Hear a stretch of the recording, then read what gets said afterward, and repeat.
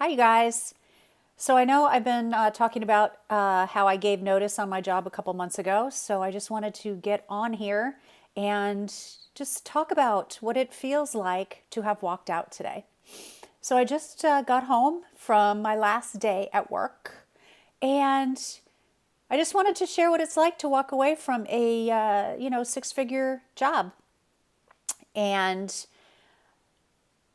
how it feels to leave that to make room for I don't know what yet. But I know it's going to be fantastic and expansive and the real me. And I feel like I I'm keeping that from happening unless I make room for it. So yeah, I walked away today, and there were tears from a couple people, and I definitely cried. I was on the bus on the way home, tearing up. But you know what when I really felt the heaviness of it, and I should just say the weight of it, because it doesn't feel heavy to leave. But I felt the weight of it when I came into my apartment, because next I have to let my apartment go. But I realized that I don't feel afraid. And I was wondering, why don't I feel afraid? Because what I actually feel is sad. And I realized that I'm sad to say goodbye to like my old story.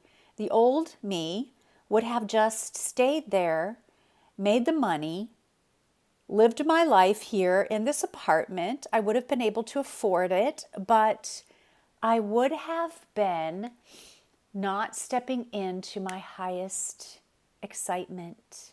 And it's saying goodbye to the old Lorna who would have just figured out how to make it work, how to put up with things, how to hang in there, and just, be okay with everything.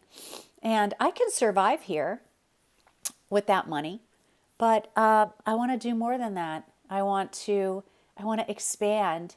And I was sitting there, like I said, asking myself, wow, how come I don't feel really afraid? I just feel super sad, and like it's super sad to say goodbye to the only me I've ever known. I mean, holy crap, I'm doing things that scares the old me. The old me is like, "What the frick are you doing? You're quitting your job and you don't have any concrete plans?" No, but I know that whatever's waiting for me out there is so fantastic and so just the real me. But I realize that the reason I don't feel afraid is because the last 2 years, that's what I've been actually doing, is sitting in my fears. So, when I left my marriage 2 years ago, a little over 2 years ago, I sat in all the pain and all the fear. I sat in meditation, and at first I thought the pain and the fear were going to overtake me, and I was going to crumble under the weight of it, and I was going to dissolve.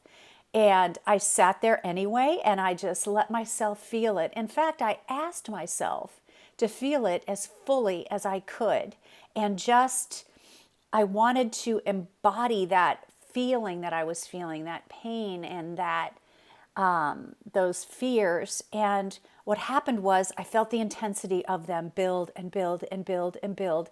And then they came to a point where they just stopped building, and it just fell away. And tears came and relief came. And oh, this freedom came out of that. And so every time I felt afraid about starting over on my own, I would purposely sit there in those fears and pain, because then I knew that as I felt them, they would just rise up and fall away. And what I've learned from that is that I'm not afraid of anything anymore. So that's one of the reasons I was able to do this and walk away from my job and just step into what I know is going to be great, is because I know that there's nothing to be afraid of. And I know that when fear comes up, it's just my old Lorna that's wanting to keep me safe and that doesn't know what the frick I'm doing. But I do. The new Lorna does. The me I'm finally getting to know actually does. And the other thing is one of the ways I sat in my fears when I came back here to this city, where my ex-husband and I used to live together. One of the ways I just wanted to face all the fears, I moved back to almost the same neighborhood that we used to live in, coincidentally. And so I'd walk outside my front door, and every single restaurant, every bar, every movie theater, every single place in front of me was somewhere where we went together. And the pain of just seeing all that stuff over and over and over and over again was just keeping me just stuck and holding me back in the past, and I couldn't move out of that. So what I decided to do was one by one, I walked into every single place. I walked into that restaurant and I stood there and I felt what it felt like to stand there. I felt the pain. I let myself cry. I let it come up and then I let it go. And then I went to the next place and I stood there and I felt the pain and I let it go, let myself cry, let me feel the weight of everything. And as I did that one by one, I became stronger and stronger, stronger and more empowered, and just more and more stuff fell off and more stuff released. And I just stepped into so much of my own power when I did that. So I know that's what I'm doing now. I just left my job and I'm crying because it's just so, yeah, my old Lorna feels scared, but I'm not scared, really. I know it's the right thing. My heart's singing. My heart is singing. It's just overwhelming to actually do it, and I love that because it's okay to be overwhelmed right now. And the other thing I'm doing is I'm allowing this transition for myself. I'm allowing myself the time to transition. I'm not going to do anything but write in the next couple of weeks, do videos and kind of just express myself. And the other thing that I did is I booked a massage for tomorrow and I booked some special things for myself to do tomorrow because I want to do a lot of self-care and I want to nurture myself. So, yep.